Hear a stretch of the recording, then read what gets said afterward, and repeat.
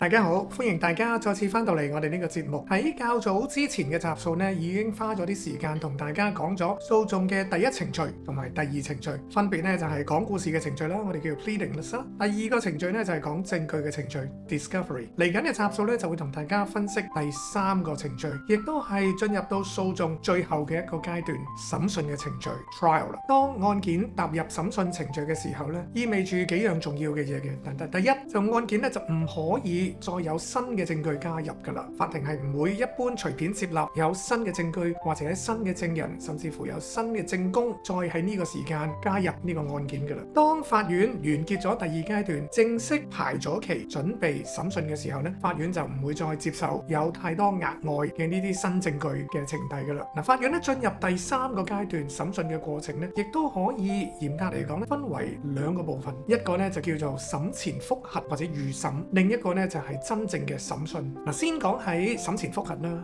嚇。審前複核咧就係有一個機會，有一個短啲嘅時間，例如一個半晝啊，1個鐘頭左右嘅時間咧，就等原告同被告雙方面嘅律師同埋大律師一齊見一見法官，等法官明白雙方面嘅案情講緊嘅係一個咩嘅故仔，大家有啲咩説法，同埋大家有啲乜嘢事實上面嘅爭拗。嗱，爭拗咧除咗分開事實嘅爭拗咧，亦都有分開法律觀點嘅爭拗，等個法官預先知道即係爭拗嘅部分係喺邊度。嗱，另一方面喺預審嘅時候呢，法官咧亦都會睇一睇大家雙方面打算傳召嘅證人有幾多個啦，證人會講嘅內容究竟係關啲咩事啦，需要花幾多日嘅時間啦，甚至乎呢證據呢，法官呢都可能會睇一睇，打算有幾多證據係需要呈堂嘅啦，嗰啲證據排列得啱唔啱法官嘅口味啦，會唔會太多嘢重複，會唔會有啲重要嘅嘢法官發覺唔啱啊，要做翻翻譯，要做翻謄本，係啦，會唔會有啲證物影到鬼個馬六黑掹掹，根本冇辦法閱讀嘅咁樣，咁法官都會喺開審之前嘅呢個預審或者審前複核嘅時間咧，睇清楚，做好晒呢啲開審前嘅功課。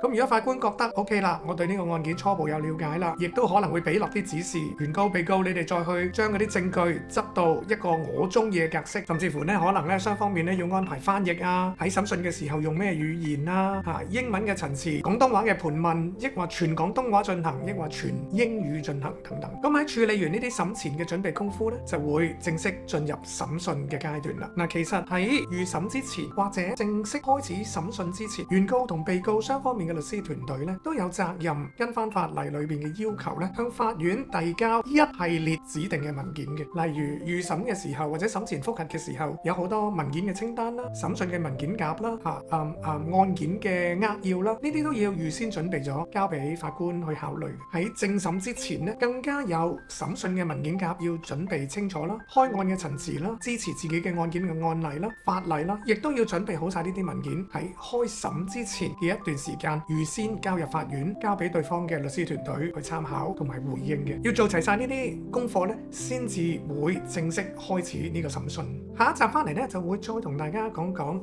真正嗰個審訊嘅過程係點樣，同埋律師團隊或者當事人有啲咩準備功夫要做嘅。我哋下集再見，拜拜。